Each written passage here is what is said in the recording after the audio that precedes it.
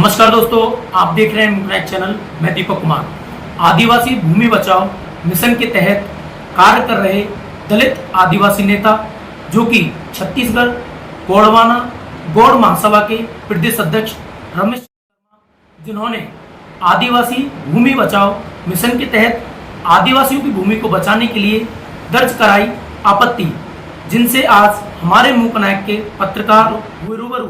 जानिए क्या बोले आदिवासी नेता रमेश चंद्र श्याम।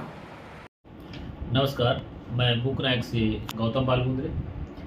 आज आदिवासी नेता रमेश चंद्र श्याम जी से मिलने के लिए हम लोग आए हैं, जिसमें उनकी कुछ समस्याएं और कुछ मुद्दों से अवगत होने के लिए हम उनसे एक आवश्यक जानकारी लेते हुए परिचर्चा करेंगे। आइए मिलते हैं रमेश चंद्र श्याम जी से। नमस्कार सर। सर, आपने कलेक्टर कार्यालय में जाकर कुछ समस्या को लेकर के आपने गए थे, वह समस्या क्या थी सर? मैं छत्तीसगढ़ गोंडवाना गौड़ महासभा का प्रदेश कार्यकारी अध्यक्ष हूं और हमारा एक मिशन है आदिवासी भूमि बचाओ। उस मिशन के तहत हमने एक आपत्ति दर्ज किया हुआ है आदिवासी जमीन गैर आदिवासी को बेचने के अनुमति में।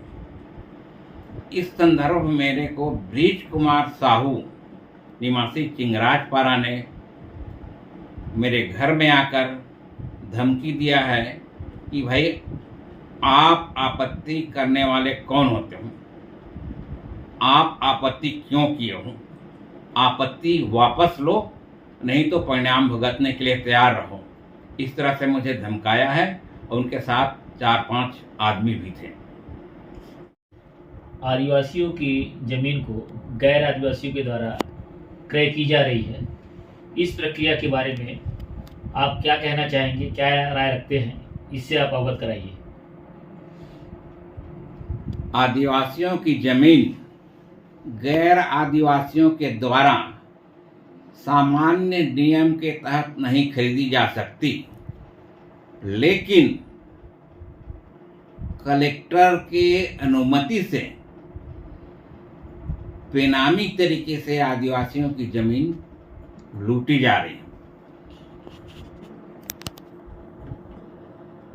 जो राजस्व विभाग के सक्षम प्राधिकारी हैं, जो आदिवासी जमीन को गैर आदिवासी को खरीदी की अनुमति देते हैं, उन्हें भू राजस्व संहिता के धारा 165(6) ग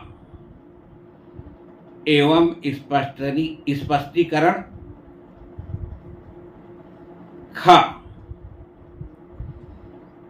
रिपीट भू राजस्व संहिता के धारा 165(6) ग 5 एवं स्पष्टीकरण ख का